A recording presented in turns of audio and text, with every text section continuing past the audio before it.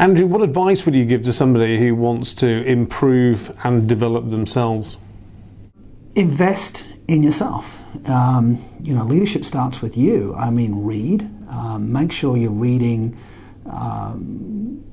not just the content-specific material around your work, but read self-development literature. Pick the good stuff. Of course, there's a lot of fluff out there, but if you haven't read Covey's 7 Habits recently or ever, read it again, right? Those were the habits. Make sure that you are investing at least once a year in going to a conference or a seminar where you're being challenged to look at yourself. Obviously, as a coach, I'm biased. Get a coach. They're going to push you, challenge you, develop you.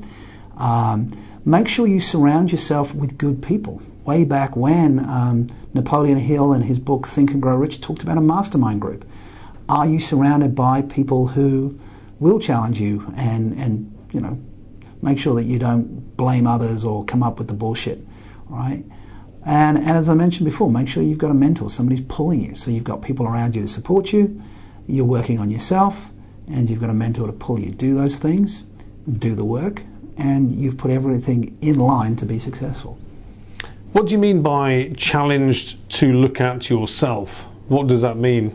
Well, the reality is that we all have a blind spot. There's I mentioned earlier about 4-box models or 2x2 models. There's a classic by Joseph Luft and Harry Ingham called the Joe-Harry window, which talks about the fact that we have an arena known to self, known to others. We have a facade, which is known to ourselves but not known to others. But we have a blind spot, known to others but not known to ourselves. And as a leader, we need to know how we're perceived by others. We need to get that by feedback. Now, people are not very good at giving you feedback, right? They'll gloss over it, all right? But to really seek out the feedback, how am I being perceived? And have people who will challenge your bullshit. If you think you're doing a wonderful job, but get some people go, well, really? Is that the best you could do? What else could you do? And that makes a huge difference. It can be painful. I always wonder why the breakfast of champions, which is feedback, tastes like cardboard, but then some breakfast cereals do taste like cardboard. What sort of questions should you ask around improvement? The first and most important question in any situation is what's my highest intention? What am I trying to achieve here? I think the challenge of modern business is that we are constantly in reactive situations. And what the leader does is step back and go, well, hang on a moment, what's my highest intention here? Well, what's my highest intention for me? What's the highest intention for my organization? Because when I'm called in to manage a dysfunctional team or to work with trying to create a high-performance team or coach an individual, I find a whole mess of people spending massive amounts of energy on things that aren't important because they've lost what was the highest intention. So that's the first question. What am I trying to achieve here? The next question might be, and it's kind of